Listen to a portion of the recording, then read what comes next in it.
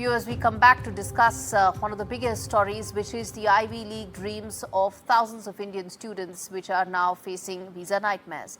In a surprising turn, Indian students who are planning to begin their studies could also be caught in this crossfire. Western media claims that all student visa interviews have been paused. The American Embassy in India says that isn't the case.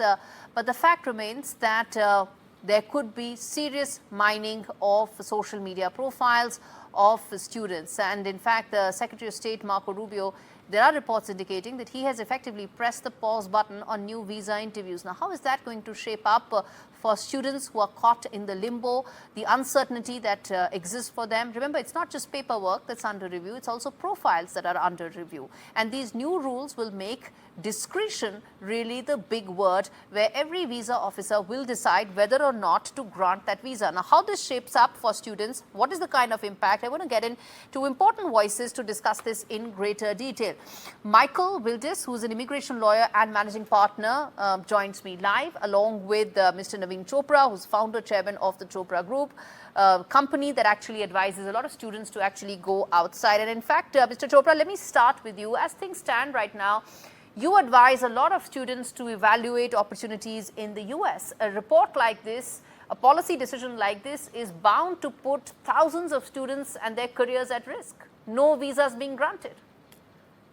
Well, I mean, this is true partly because most Indian students, when they're applying to any destination, including to the United States, will have some fallback option in terms of applying to a couple of universities in maybe one or even two additional countries. There have been many changes to student visa regimes by the UK, by Australia, now the United States. So Indian students are always playing some sort of a percentage game. Now, the United States is by far the favored destination because of the education system, first. Secondly, the US is the dream. It has been the dream for the last 200 years, which is why millions of people from all over the world migrated to the United States. Some by, of course, as victim of forced circumstance, but eventually when they settled there, they contributed to the American economy and the American way, the American music, the American everything. So America is a country of immigrants. Now, on the ground reality which exists in the United States, but and indeed in most Western countries, is one of low or negative population growth, aging populations, a large amount of demand for talent in key sectors. But those are big picture questions, all of them valid. But at the end of the day, for a student or her family, facing the prospect of not getting a visa despite getting admission could be heartbreaking. It is, but I will tell you that a very large percentage of them will just switch and go off to Australia or to England or Ireland or Germany or France or Netherlands or Italy. Okay. Michael, come in there. How do you see the impact there at a time when locally the mood is now moving away from just a crackdown on illegal immigrants to legal immigrants? That's what it's turning out to be, isn't it? Well, first, thank you for having me. My name is actually Michael Wilds. I'm a second-generation immigration lawyer. My father, my late father, Leon Wilds, actually wrote for a magazine called India Today on a weekly basis in the 1970s and 1980s. Okay. We're still on 53rd and Madison in Manhattan. Look, I'm a former federal prosecutor. I used to deport bad people. And then I joined my dad's practice, and my son is in the firm now, and we help people get visas, green card, citizenship. And we see this as an impactful time, particularly for the Indian community, where it's not only the hub of the tech part of our academia, but it invades everything from the STEM, the science, technology, engineering, math, and the creative, because the underpinnings of every field are heartfelt from the Indian community.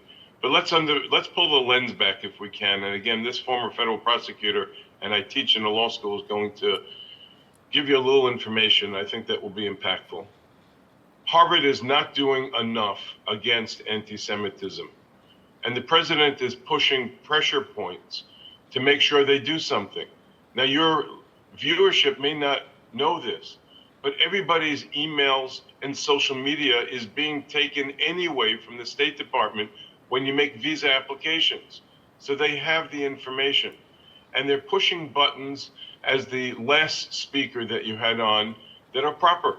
A F1 student visa is not a dual intent visa. Therefore, if you're going to cause harm, that we're not talking about publishing your opinion. You're allowed to have an opinion for or against anything you want, but you're not allowed to stop Jewish students from going into school. Absolutely. You're There's no not allowed debate to- there, sir.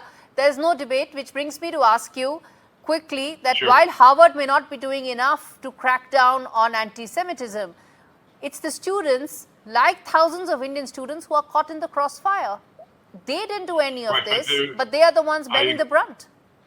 I agree, but it's unfortunate, and it is a pressure point, because the F1 student visa is in the weakest station of the lexicon of visas, and it's up to the Indian community to find other schools that do not have this kind of experience, to either change their status if they're caught in the crosshairs, as you indicated, or for other impending students that want to come to go to schools that permit proper discourse for all students.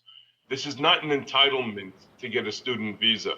And Indeed. It's not unfortunate just for the Indian community, it's unfortunate for the world around us. And the shame of all of this is that these are the buttons left to the president to have to push Right. in an area of academia. And let's not forget, these students need to find a way to onboard into Absolutely. the workforce.